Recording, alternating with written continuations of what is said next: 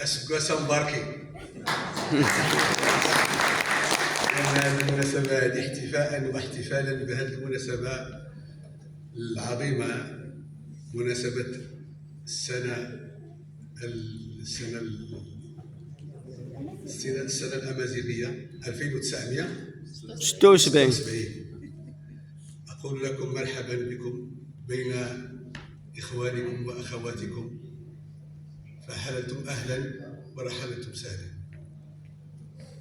بسم الله الرحمن الرحيم، والصلاة والسلام على أشرف المرسلين، السيدات والسادة الأفاضل، الأساتذة الباحثون، أيها الحضور الكريم.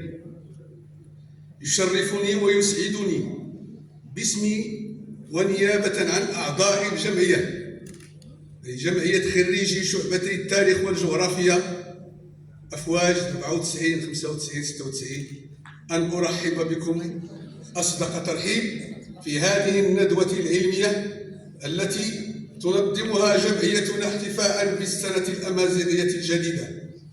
هذه المناسبة الوطنية ذات الدلالة التاريخية والحضارية العميقة التي تجسد اعتزاز المغاربة بهويتهم الوطنية الغنية بتعدد روافدها، وفي مقدمتها المكون الأمازيغي الذي يشكل ركيزة أساسية من ركائز الشخصية المغربية، ومكونا أصيلا من مكوناتها الثقافية والحضارية.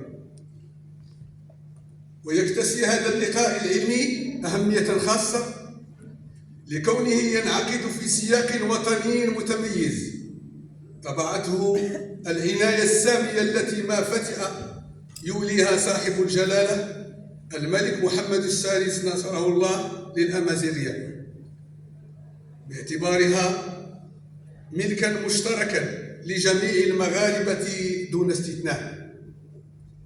وقد توج هذا المسار التاريخي بإعلان جلالة الملك في خطابه السامي جعل رأس السنة الأمازيغية يوم عطلة رسمية مؤدى عنها، حيث جاء في الخطاب الملكي السامي: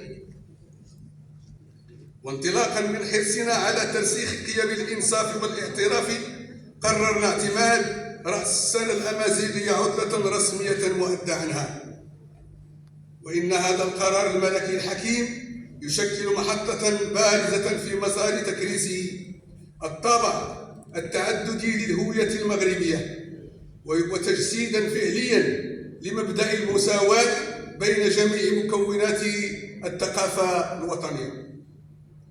كما يعكس الرؤية المتبصرة لجلالة الملك في بناء مغرب موحد متصالح مع تاريخه ومعتز بتنوعه الثقافي واللغوي.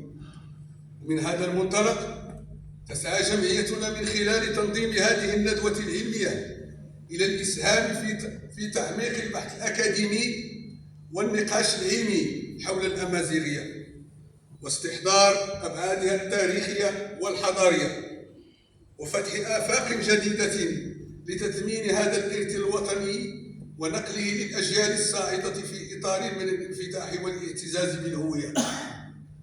وفي الختام أتقدم بخالص الشكر والتقدير لكل الأساتذة الباحثين والمشاركين، ولكل من ساهم في تنظيم وإنجاح هذه الندوة العلمية. كما أشكر حضوركم الكريم واهتمامكم المتواصل.